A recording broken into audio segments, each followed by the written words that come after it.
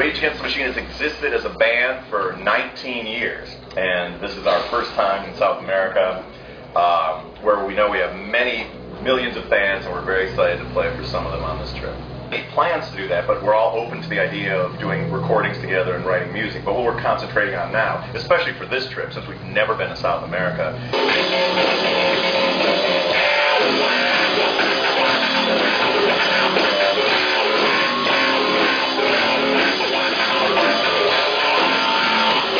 I think that the United States could learn a lot from the recent history of Latin America. It seems like while the U.S. has been focused on events in the Middle East, we've left Latin America, our leaders have left Latin America alone to find a new way to develop. And some of the results of that I think have been very impressive and encouraging.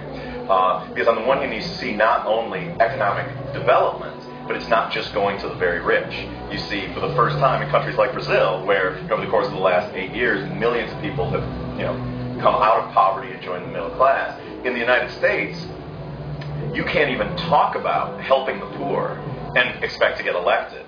Our system is so skewed towards a prejudice against the lower class in our politics. So the one thing that has been very encouraging in watching the politics of Latin America unfold over the course of the last decade is how the combination of economic prosperity and of a recognition of the importance of the people on the lowest rungs of the economic ladder is very key and inspiring to our band.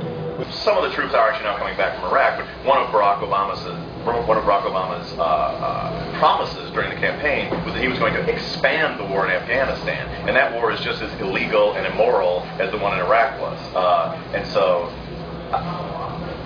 certainly Barack Obama puts a different face on American politics than George W. Bush. But as far as our economy, where now we have more unemployed than ever, we still have 2 wars in the Middle East, and we're now, killing civilians in Pakistan as well. I would say to the president's report card, in order to become president of the United States, you have to be beholden to power. And power in our country has to do with the economic elite. And those people have an agenda that has to do with oil and their own personal finances. It doesn't have to do with peace or helping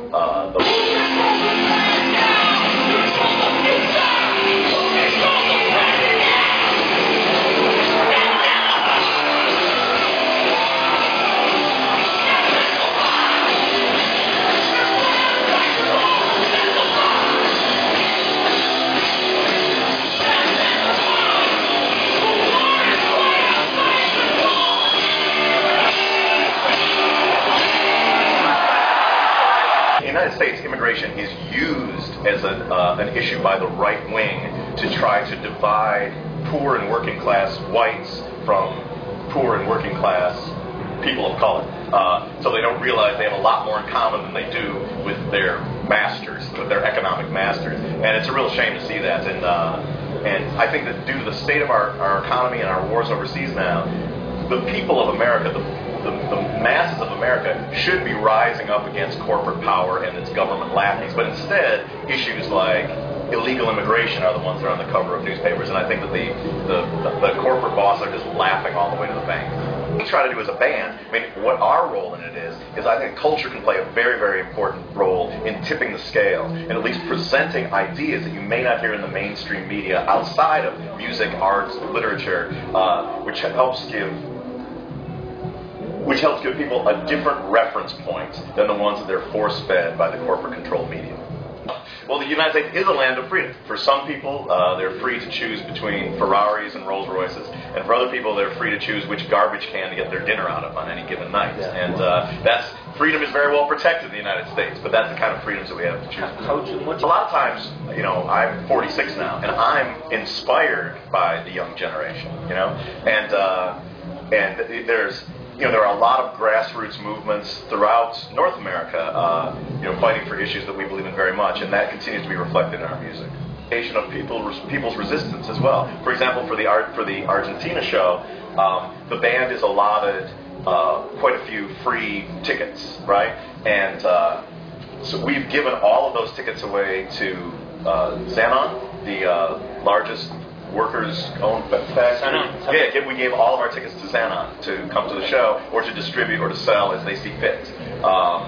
100% of our tickets we gave away to them to do with what they want to do. Right. Also, at the Argentina show, we learned that there was a VIP section at the front of the stage. And in our opinion, none of our fans are more important than any of our other fans, so we made the promoter get rid of the VIP section, so it's all equal beginning to end there.